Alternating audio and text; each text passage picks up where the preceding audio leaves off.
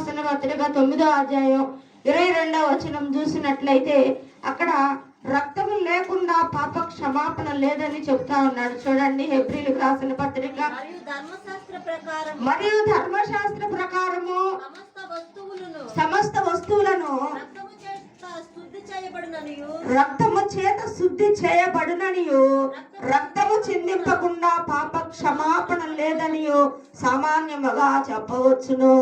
రక్తము లేకుండా అంటే ఏం లేదు, పాప క్షమాపణ అసలు లేదు. పిల్లల పాత నిబంధనలో మనకు తెలుసు, మరి వాళ్ళందరూ కూడా మనుషుల యొక్క పాప ప్రాయశ్చిత్తం కోసం వాళ్ళందరూ కూడా ఏం చేశారు, గొర్రెలకి పొట్టేళ్ళకి కోడలకి రక్తము చిందించి వాళ్ళు పాప పరిహారార్థ బలిగా వాళ్ళు అర్పించేవాళ్ళు. అయితే మానవుల యొక్క పాపాలు పరిహారం కావటానికి లేదా మానవుల యొక్క పాపములు ప్రాయశ్చిత్తము చెందటానికి మరి ఎవరు రక్తము చిందించాలి. అయితే రక్తము చిందించకుండా పాప క్షమాపణ లేదని దేవుని యొక్క లేఖనము సెలవిస్తా ఉంది పిల్లారా. అయితే యేసుక్రీస్తు ప్రభు వారు మనందరి నిమిత్తము ఆయన ఏం చేశాడు, మరి ఆ యొక్క శిలువ మీద మరి బలియాగం అయిపోయి మనందరి నిమిత్తం ఏం చేశాడు, ఆయన రక్తము చిందించి ఉన్నాడు అనమాట. అయితే ఆయన రక్తము ద్వారా మనకు ఏమి కలుగుతా ఉన్నది, అక్కడే రాయబడింది కదా, రక్తము చిందించకుండా ఏమి లేదంట, పాప క్షమాపణ లేదని దేవుని వాక్యము సెలవిస్తా ఉంది. రక్తం ద్వారా ఇంకేం కలుగుతా ఉందో చూడండి. రోమీయులకు రాసిన రోమా పత్రిక 5వ అధ్యాయం 9వ వచనం చూడండి. రోమా పత్రిక 5వ అధ్యాయం 9వ వచనంలో చూసినట్లయితే, కాబట్టి ఆయన రక్తము వలన నీతిమంతులుగా తీర్చబడ్డాం. మళ్ళీ తర్వాత చదువుదాం. ఫస్ట్ రక్తం ద్వారా మనం ఏమయ్యామంట, నీతిమంతులుగా మనము తీర్చబడ్డాము. యేసుక్రీస్తు రక్తము ద్వారా మాత్రమే మనం అందరము కూడా నీతిమంతులుగా తీర్చబడ్డాం. పిల్లరా, మనం ఆయన రక్తము ద్వారా నీతిమంతులుగా తీర్చబడడం ఏంటి, మనం చాలా మంచి పనులు చేస్తా ఉన్నాము. అది పిల్లరా స్వనీతి అంటాడు. స్వనీతి, నీ స్వనీతితో దేవుని రాజ్యాన్ని స్వతంత్రించుకోలేవని దేవుని వాక్యం సెలవిస్తా ఉంది. పిల్లరా, స్వనీతితో చాలా మంది మంచి మంచి పనులు చేసి అన్నదానాలు చేసి పుణ్యకార్యాలు చేసి మోక్షాన్ని చేరాలని మానవుడు తపిస్తా ఉన్నాడు. అయితే క్రీస్తు యేసు రక్తం ద్వారానే మనం ఏమయ్యామంట, నీతిమంతులుగా తీర్చబడ్డాం. అంతేగాని నువ్వు ఇంకా ఏ మంచి పనులు చేసినప్పటికీ కూడా అవన్నీ కూడా అది నీ స్వనీతి మాత్రమే గాని అది దేవుని రాజ్యాన్ని స్వతంత్రించుకునే నీతి మాత్రము కాదు పిల్లారా. కనికరము గల దేవుడు మానవ రూపము దాల్చెను. కనికరము గల దేవుడు మానవ రూపము దాల్చెను. ప్రాణము సిలువలో బలి చేసి మనలను విమోచించెను. ప్రాణము సిలువలో బలి చేసి మనలను విమోచించెను. అమూల్య రక్తము ద్వారా రక్షణ పొందిన జనులారా. హల్లెలూయా. ఆయన రక్తం మనల్ని ఏం చేసిందంటే నీతిమంతులుగా చేర్చింది, నీతిమంతులుగా తీర్చింది ప్రియులారా. అప్పుడు తర్వాత ఉంటది ఉగ్రత నుండి మనల్ని రక్షించింది అని చెప్పి కింద మాట చదవండి. అక్కడే మరింత నిశ్చయముగా ఉగ్రత నుండి రక్షించబడదము. హల్లెలూయా. ఒకటి ఏం జరిగింది, ఆయన రక్తం ద్వారా మనము నీతిమంతులుగా తీర్చబడ్డాము. మనము నీతిమంతులుగా తీర్చబడ్డాము ఆయన రక్తం ద్వారానే. అంతేగాని నువ్వు ఆ పని చేసి ఈ పని చేసి చేయడం ద్వారా కాదు నీ నీతిగా మంతులుగా తీర్చబడింది. యేసుక్రీస్తు రక్తం ద్వారా మాత్రమే మనం నీతిమంతులుగా తీర్చబడ్డాం పిల్లారా. అయితే తర్వాత ఉగ్రత నుండి రక్షించబడ్డాము. ఏ ఉగ్రత ఇది, ఏ ఉగ్రత? సునామీ, భూకంపం, అయితే తుఫాను, అక్కడ ఈ వాయుగుండాలు వస్తా ఉంటాయి కదా బంగాళాఖాతంలో, అవి కాదు. గొర్రె పిల్ల ఉగ్రత నుండి ఎక్కడి నుంచి రక్షించబడ్డాం మనం? గొర్రె పిల్ల ఉగ్రత నుండి మనము రక్షించబడ్డాం. గొర్రె పిల్ల ఉగ్రత నుండి ఉగ్రత ఏ విధంగా కలుగుతుందో చూడండి. ప్రకటన గ్రంథం 6వ అధ్యాయం 15వ వచనం చదవండి. ఉగ్రత నుండి మనం రక్షించబడ్డాం. గొర్రె పిల్ల ఉగ్రత నుండి మనం రక్షించబడతా ఉన్నాం. పిల్లలు భూరాజులను, ఘనులను, సహస్రాధిపతులు, ధనికులు, పవిత్రులు, ప్రతి దాసుడు, ప్రతి స్వతంత్రుడు కొండ గుహలలోను దాగుకొని సింహాసనాసీనుడై వాని యొక్కయు గొర్రె పిల్ల యొక్కయు. చూడండి పిల్లరా, ఇక్కడ నుండి మనం చూడండి, గొర్రె పిల్ల ఒక్కయు ఉగ్రత మహాదినము వచ్చెను, దానికి తాళజాలిన వాడెవడు. మీరు మా మీద పడి ఆయన సన్నిధికి గొర్రె పిల్ల ఉగ్రత నుండి మమ్మును మరుగు చేయమంటా ఉన్నాడు. హల్లెలూయా. ఎక్కడేం చెప్తున్నాడు? గొర్రె పిల్ల ఉగ్రత మహాదినము వచ్చిందంట. అయితే ఆ యొక్క గొర్రె పిల్ల ఉగ్రత నుండి మమ్మల్ని మరుగు చేయమని చెప్పి అక్కడ ఎవరెవరు అడుగుతున్నారు? భూరాజులు, ధనికులు, బలిష్ఠులు, స్వతంత్రులు అందరూ కూడా, ప్రతి దాసుడు కూడా, ప్రతి మనుష్యుడు అందరూ కూడా ఏమడుగుతున్నాడు? గొర్రె పిల్ల ఉగ్రత నుండి మమ్మల్ని కాపాడండి, గొర్రె పిల్ల ఉగ్రత నుండి మమ్మల్ని రక్షించండి అని అడుగుతా ఉన్నారంట. పిల్లరా, గొర్రె పిల్ల ఉగ్రత నుండి నువ్వు కాపాడబడాలంటే ముందేం చేయాలి? యేసు రక్తంలో నువ్వు కడగబడాలి. హల్లెలూయా. యేసు రక్తము మనల్ని ఒకటి నీతిమంతులుగా తీర్చబడుతుంది, రెండోది ఉగ్రత నుండి మనల్ని రక్షిస్తా ఉంది. హల్లెలూయా. రక్షణ పొందాను, నేను రక్షణ పొందాను, యేసయ్య రక్తములోనే రక్షణ పొందాను, రక్షణ పొందాను, నేను రక్షణ పొందాను, యేసయ్య రక్తములోనే రక్షణ పొందాను, యేసు బిడ్డను నేను లేదు, యేసు బిడ్డను నాకు భయమే లేదు. ఈ విధంగా యేసు రక్తము, అసలు రక్తము చిందించకుండా, అసలు మొట్టమొదటి ఏంది? రక్తము చిందించకుండా మనకు పాప క్షమాపణ లేదు. కాబట్టి యేసు రక్తము ద్వారానే మనము నీతిమంతులుగా తీర్చబడ్డాము. యేసు రక్తము మనల్ని ఉగ్రత నుంచి మనల్ని రక్షించింది. తర్వాత మరి యోహాను రాసిన పత్రిక చూసినట్లయితే, 1 యోహాను 1:7 చూసినట్లయితే, యేసు రక్తము మనల్ని పవిత్రులుగా, మన చేతుల మీద కూడా ఉంది ఆ యేసు రక్తము ప్రతి పాపము నుండి మనల్ని ఏం చేస్తా ఉందంట? పవిత్రులుగా చేస్తా ఉందంట. యేసు రక్తం మనల్ని పవిత్రులుగా చేస్తుంది. అంటే మనల్ని అపవిత్రంగా ఉన్నాము, అపవిత్రమైన కార్యాలు చేసి దేవుని దృష్టిలో మనం అందరం కూడా అపవిత్రులుగా ఉన్నాము. పవిత్రత కలిగిన వాళ్ళు ఎవరు లేరనమాట. పవిత్రత, పరిశుద్ధత లేని వారు అందరూ కూడా అపవిత్రులై ఉన్నారు, అందరూ కూడా పాపులు, నీచులుగా ఉంటా ఉన్నారు. అయితే యేసు రక్తము మనల్ని ఏం చేస్తుంది? పవిత్రులుగా చేస్తా ఉంది. నువ్వేం చేసినా సరిపోదు, నిన్ను చేస్తుంది, పవిత్రపరుస్తుంది. ఎవరు మరి యేసు రక్తమే నిన్ను పవిత్రపరుస్తా ఉందన్నమాట, పవిత్రపరుస్తా ఉంది. కాబట్టి మనము నువ్వు లేకపోతే ఇంకా ఏ కాస్ట్లీ సోపులు వాడినా, లేదా కాస్ట్లీ షాంపులు వాడినా, ఎన్ని వాడినా కూడా అవి నిన్నేమి పవిత్రపరచవు. యేసు రక్తము నిన్నేం చేస్తుంది? పవిత్ర పరుస్తా ఉంది. పిల్లారా, మనల్ని నీతిమంతులుగా తీర్చబడతా ఉంది యేసు రక్తము. యేసు రక్తం ఉగ్రత నుండి మనల్ని రక్షిస్తా ఉన్నది.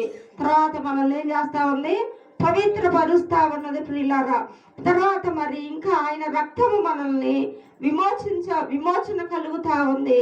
ఆయన రక్తం వల్ల మనకేం కలుగుతుంది? విమోచన కలుగుతా ఉంది. ఎఫెసీయులకు రాసిన పత్రిక 1:7 చూసినట్లయితే, ఆయన రక్తము ద్వారా మనము విమోచించబడ్డాము. ఆయన రక్తం ద్వారా మనము ఏం చేసాము? విమోచించబడ్డాము. చదవండి ఆ మాట. ఆయన రక్తము వలన మనకి విమోచనము, అపరాధములకు క్షమాపణ 2 జరుగుతా ఉన్నాయి అక్కడ అదే లైన్ లో మనకి. ఒకటి విమోచన, తర్వాత క్షమాపణ కలుగుతా ఉంది అని చదువు. అపరాధములకు క్షమాపణ మనకు కలిగి ఉన్నది. మనకు కలిగినది. చాలు పిల్లారా, ఇక్కడ చూసినట్లయితే యేసు రక్తం ద్వారా మనకి ఒకటి విమోచన కలుగుతా ఉంది.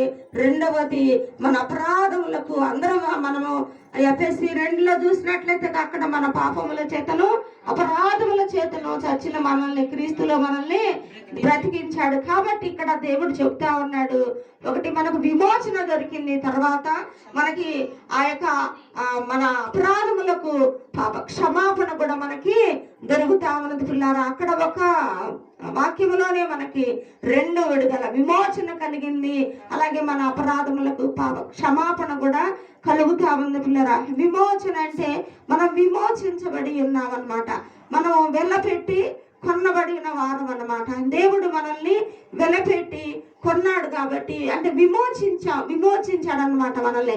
1 పేతురు రాసిన గ్రంథంలో చూసినట్లయితే అక్కడ కూడా చూడండి, దీనికి అనుసంధంగా మరి అక్కడ కూడా చెప్తా ఉన్నాడు కదా, మీరు నిర్దేశము అదే వెండి బంగారముల చేత మీరు క్షయ వస్తువుల చేత మీరు విమోచించబడలేదు కానీ నిర్దోషము నిష్కలంకము గొర్రె పిల్ల రక్తము చేత మీరు విమోచించబడి ఉన్నారు అని చెప్పి రాయబడి ఉంటది అన్నమాట.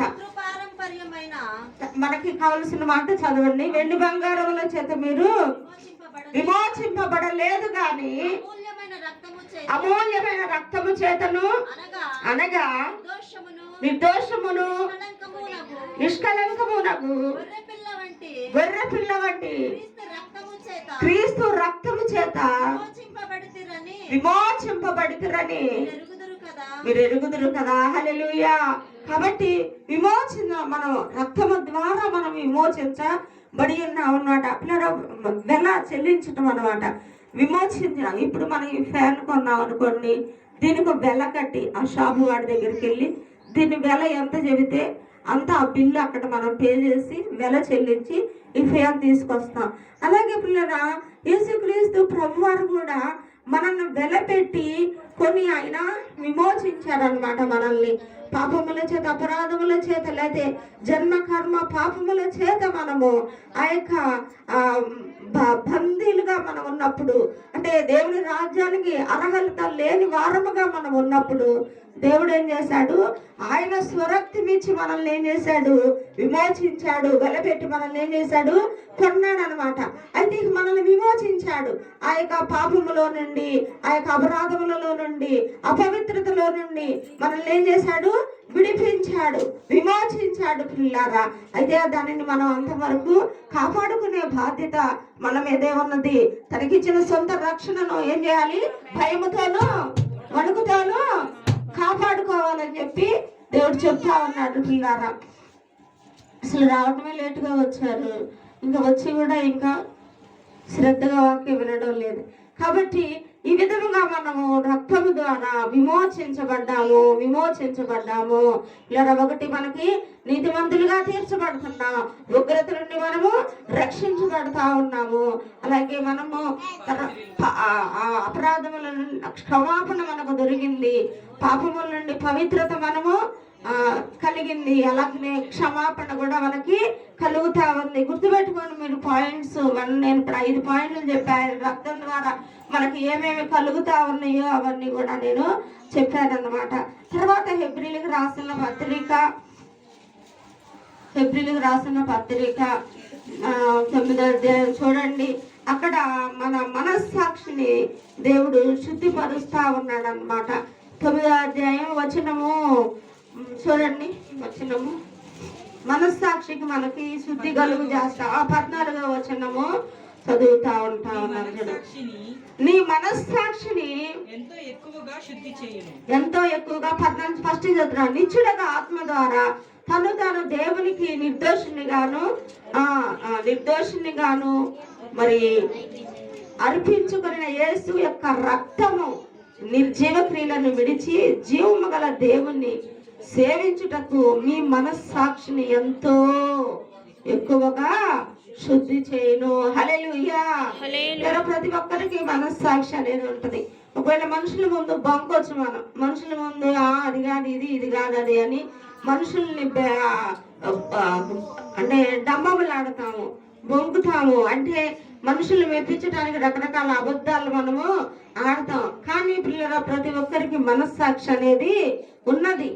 దేవుడు ఆ యొక్క రక్తం ఏం చేస్తుందంటే మన మనస్సాక్షిని శుద్ధి చేస్తా ఉంది. హల్లెలూయా. మన మనస్సాక్షిని ఎవరు శుద్ధి చేస్తా ఉన్నారు?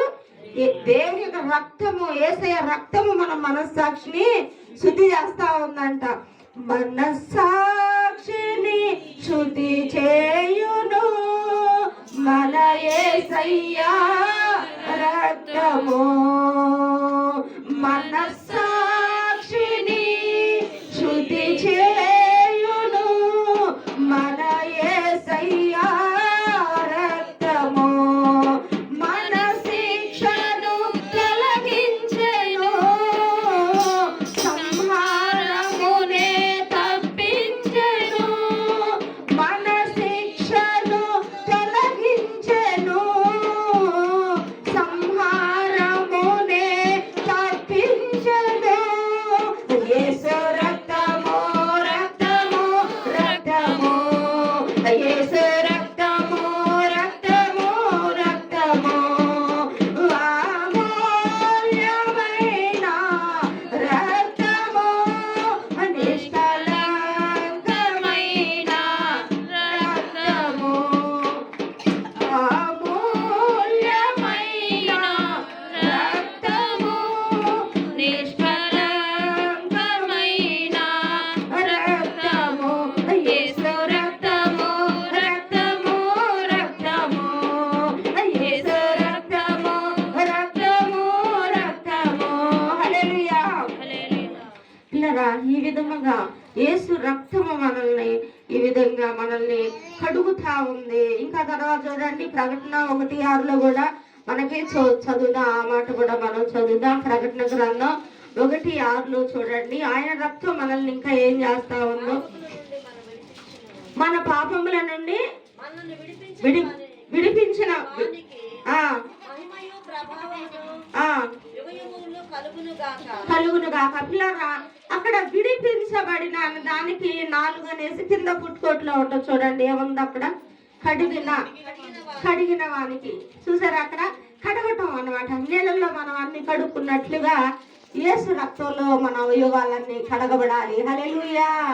మనం స్నానం చేసేటప్పుడు అన్ని కడుక్కుంటా ఉంటాం, అవునా కదా? మన చెవులు, ముక్కు, అన్ని కళ్ళు శుద్ధి చేసుకుంటా ఉంటాం వాటర్తో. స్నానం చేసేటప్పుడు అన్ని కూడా మనము ఎక్కడ మురుగ్గా ఉంటే అక్కడ తోముకుంటాం సబ్బు పెట్టి, అవునా కాదా? ఇలా అట్లాగనే యేసు రక్తముతో మన అవయవాలన్నీ అట్లా కడగబడాలి. ఆమేన్. యేసు రక్తంతో ఏం చేయాలి? కడగబడాలి. అక్కడ యేసు రక్తం మనల్ని ఏం చేస్తుంది? కడుగుతా ఉంది పిల్లారా. కడగడం అంటే చెప్పాను కదా మీకు, ఇంకా విపులంగా చెప్పా. మనం స్నానం చేసేటప్పుడు అన్ని ఏ విధంగా కడుక్కుంటా ఉంటాము. యేసు రక్తం చేత మన ప్రతి అవయవాలు కడగబడును గాక. దేవుని వాక్యం సెలవిస్తా ఉంది పిల్లారా, మీ అవయవములు మరి దుర్నీతికి సాధనాలుగా కాకుండా నీతికి సాధనాలుగా వాడబడాలి అని దేవుని వాక్యం సెలవిస్తా ఉంది. నీతికి సాధనాలుగా ఎప్పుడు వాడబడతాయి మీ అవయవాలంటే యేసు రక్తంలో కడగబడినప్పుడు నీతికి సాధనాలుగా వాడబడతా ఉంటాయి. అందరూ కూడా మన అవయవాలని నీతికి సాధనాలుగా వాడబడును గాక. హల్లెలూయా. పిల్లరా, యేసు రక్తం ఈ విధముగా మనల్ని కడుగుతా ఉందన్నమాట. ప్రతి ఘోర పాపము కడుగును మన యేసయ్య రక్తము. ప్రతి ఘోర పాపము కడుగును మన యేసయ్య రక్తము. బహు దుఃఖములో మునిగెనే చెమట రక్తముగా మారెనే. బహు దుఃఖములో మునిగెనే చెమట రక్తముగా మారెనే. యేసు రక్తము, రక్తము, రక్తము. యేసు రక్తము, రక్తము, రక్తము. యేసు రక్తము, రక్తము, రక్తము. అమూల్యమైన రక్తము, నిష్కళంకమైన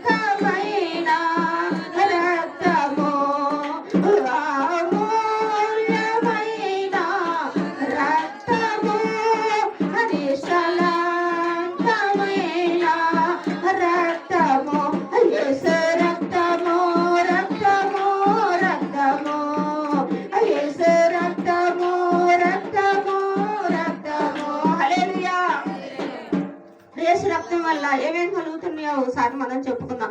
యేసు రక్తం ద్వారా నీకు ఏం కలుగుతా ఉందో? నీతిమంతులుగా మనము తీర్చబడ్డాము. తర్వాత ఉగ్రత నుండి మనము రక్షించబడ్డాము. తర్వాత మనము యేసు రక్తం ద్వారా విమోచించబడ్డాము. యేసు రక్తం ద్వారా మనకి మరి క్షమాపణ మనకి కలుగుతా ఉంది. తర్వాత మన అపరాధములకు మనకి క్షమాపణ కలుగుతా ఉంది. అలాగే మనము పవిత్రపరచబడ్డాం. యేసు రక్తము ప్రతి పాపము నుండి మనల్ని ఏం చేసింది? పవిత్రపరచింది. అలాగే యేసు రక్తం మనల్ని ఏం చేసింది? మనస్సాక్షిని మనల్ని శుద్ధి చేసింది. యేసు రక్తం మనల్ని మనస్సాక్షిని శుద్ధి చేసింది. తర్వాత మనం కడుగబడ్డాము. యేసు రక్తం ద్వారా మనం ఏం చేయబడ్డాము? కడుగబడ్డాము అన్నమాట. కడుగబడ్డాను, నేను కడుగబడ్డాను,